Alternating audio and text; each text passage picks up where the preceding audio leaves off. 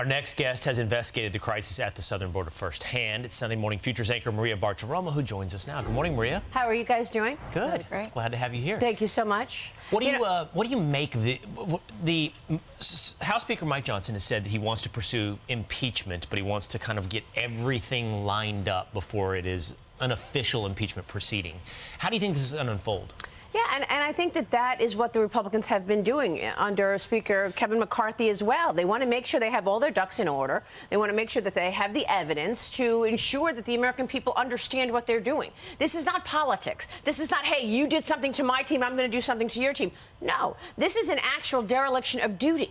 And they want to make sure that they've got all their ducks in order before they actually move forward on an official impeachment. I don't think what we heard from Mike Johnson is telling us that, oh, he's not interested in impeaching Joe Biden and Alejandro Mayorkas. No, I think it's just him ensuring that he can present the right story to the American people. And I think, you know, when you look at all of the fires that have to be put out in this country post Joe Biden walking into the Oval Office, probably the most egregious is the wide open border, because it has so many impacts. It ripples across our country, from terrorists being caught, apprehended at the border, the people who have been on the terrorist watch list, to 2,000 Chinese nationals coming in, you know, in a 2-week period. By the way, in a communist country like China, you can't just pick up and leave and go to America. You have to get approval. So who exactly is directing these 2,000 military-aged men, Chinese nationals, to come to the border and get in? And are they being directed by Xi Jinping so that they can just settle in America and wait for further direction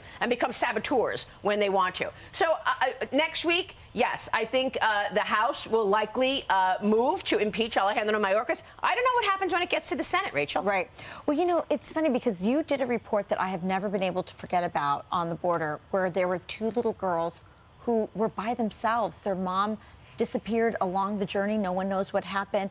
I mean, I was crying when I saw that. Yeah. So that's the other part. It's the human side of what's happening, and that they've wrapped this policy up in compassion, and yet children are being sold into sex slavery. Children are being used as child laborers here in America. I mean, what?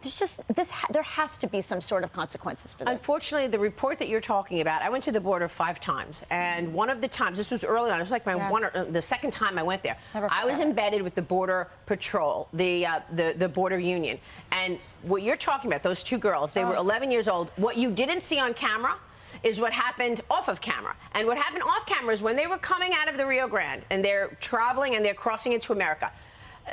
My guy who I was with, the Border Union official, went and started speaking Spanish to them and was saying, where are you going? What are you doing? And I'm watching. And as I'm watching, one of the girls picks up her shirt. I never told this story on air. And I was like, why is she picking up her shirt? And he comes back, and I said to him, what was that about? Why did she pick up her shirt? And he said, Maria, don't you understand? That's the only currency they understand. They've been raped. They've been manhandled, and they think that sex is going to be their ticket because that's what they have been forced to do when faced with authority. It was so, I've never been able to forget that. That's why I went back and back and back and back again to the border, because what's happening at the border is absolutely shameful. And so anybody on either side of the aisle should understand a country has to have borders, and we have to have a structure. And by the way, how about all of those people who are doing it the legal way, who are waiting for a year plus to get their citizenship? 10 years. They're waiting to get their citizenship. And these people are cutting the line. Why? Because of Joe Biden's wide open border. And Alejandro Mayorkas lying to us, telling us that the border is secure.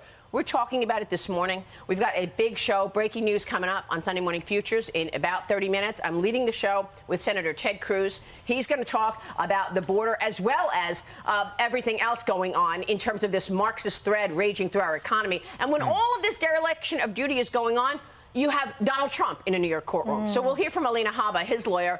Jim Jordan has a lot to tell us about the David Weiss testimony this week. And also, is the DOJ covering up money laundering? We don't know. I don't know. None of us know. We know what the House Republicans have told us. They have what they say is evidence in terms of 176 suspicious activity reports in the Biden family, 20 shell companies. Who sets up 20 shell companies when you're a sitting vice president? In the name of their grandkids, too. Yeah. And then Miranda Devine will join us. We'll also talk with General Tata. He's going to join us about the China element. Have you guys been following what's going on TikTok? Why is China riling up Arabs everywhere to go get on your feet, to go protest against Israel right now. So, you know, this whole China threat continues to pop up. And next week, Joe Biden is meeting with Xi Jinping. I'd like to see if this subject comes up. Yeah.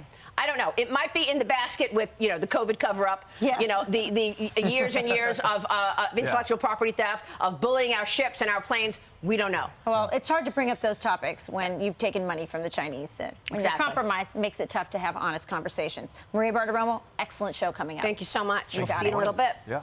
I'm Steve Ducey. I'm Brian Kilmeade. And I'm Ainsley Earhart. And click here to subscribe to the Fox News YouTube page to catch our hottest interviews and most compelling analysis.